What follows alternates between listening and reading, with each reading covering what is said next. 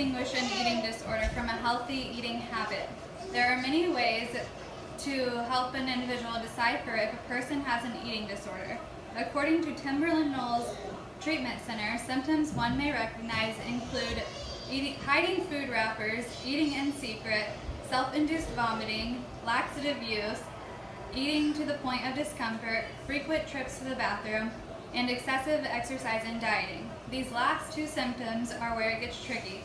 Sometimes with healthy eating, individuals exercise in order to stay toned or keep a well-balanced diet. Also, when we think healthy eating, we think dieting. How can we tell the difference? When it comes to the point where one overdoes exercise or goes to the extreme, then we know it is a problem. When a healthy dieter reaches their goal weight, they only continue to maintain their weight.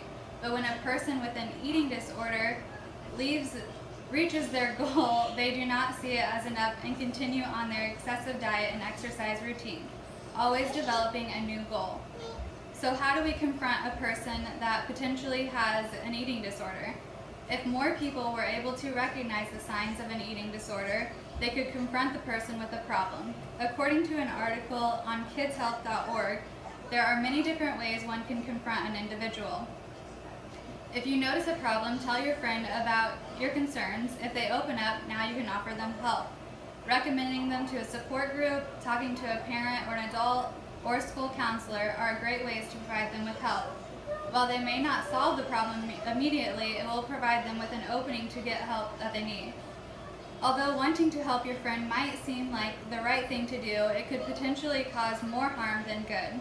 According to this same article, they mention that if the individual with the eating disorder is not ready or doesn't think help is needed, one must remind their friend that they are there for them no matter what.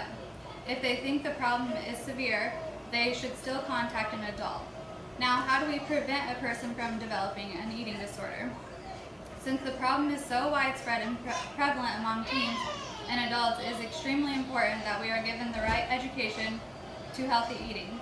One way to do this, described by Eating Disorder Hope, is through intuitive eating. This type of eating, individuals learn their internal cues such as hunger, fullness, sensation, or cravings.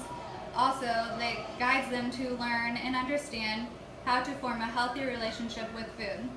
Intuitive eating offers an internal intake on food, while dieting tends to be solely an external way of regulating food.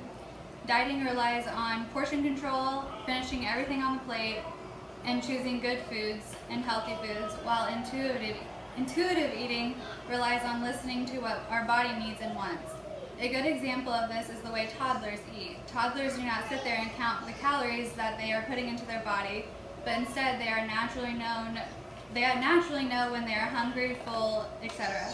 Toddlers are using internal clues to know what they need to do, what they need to eat and want. So does anyone know if there are programs out there that teach us the ways of healthy eating? From research, I honestly could not find that many. The more well-known healthy eating teaching tool that we know today is known as Weight Watchers. In this program, they provide you with meals and training on how to be healthier. While this program might be great for some, the price of it might not be good for others. Another program that came to mind is the Food Assistance Program, known as WIC. WIC stands for Women, Infant, and Children. They teach mothers about nutrition and proper meal portions, but the program is only for low-income women. So there really isn't an in-between program that would be readily available for all income types at an affordable price range. While it is great that there are these types of programs out there that teach about healthy eating, I think it is important that there are some minor adjustments in order to make resources available for a wider variety of people.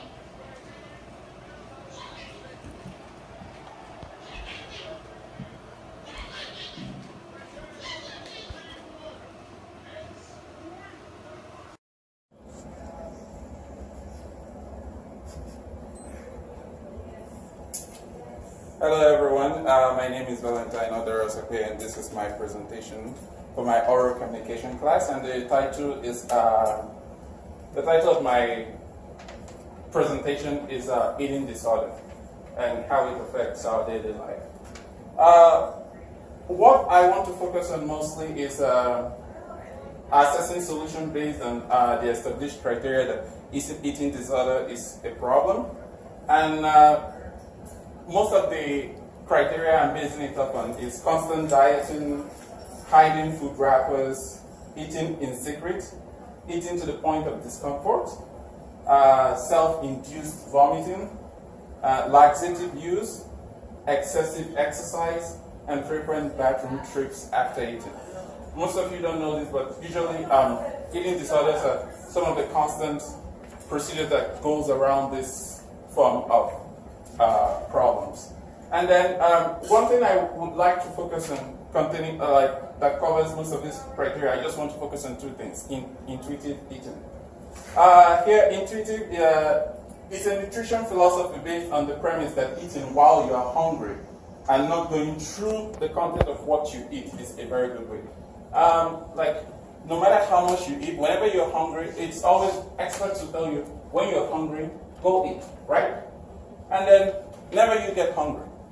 But one thing we fail to forget is that if we eat too much sugar, it kind of messes with our brain, because it clicks up something in our mind that makes us go hungry again all the time. Like, we notice that whenever we eat something sweet, we are always hungry. More like when we eat other things. So I don't necessarily think that intuitive eating is a way to solve eating disorder. And this is based upon an article written by Jennifer Walters, and the title is "My Secret to a Healthy Lifestyle." And she was kind of debunking intuitive eating. Another one is educating yourself. When you know that there is a problem with you eating, that is when you have to educate yourself on how to eat, what to eat, the manner of exercise. It's not like you have to do it too much, but just you put everything in moderation, knowing what to eat and everything. Realizing that you have a problem that is called eating disorder. It's not a bad problem.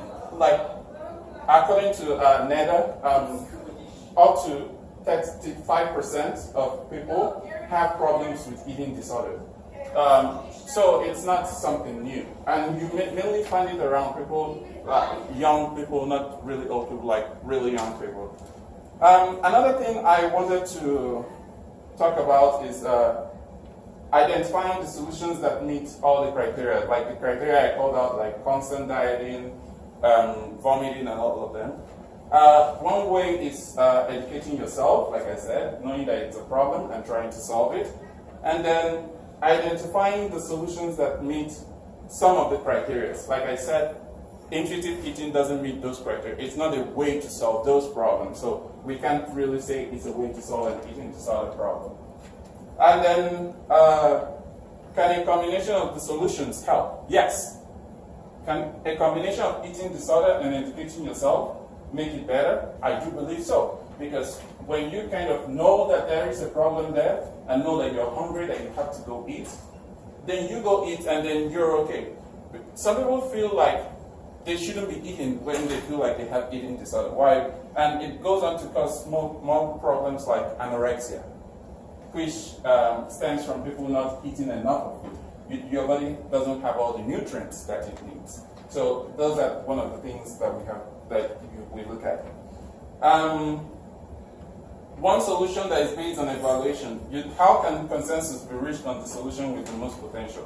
The solution with the most potential is like looking through all the criteria that are listed and seeing a solution that you feel that can work best.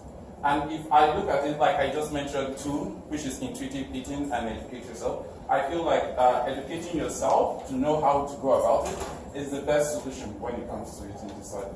And that's all I have for my class.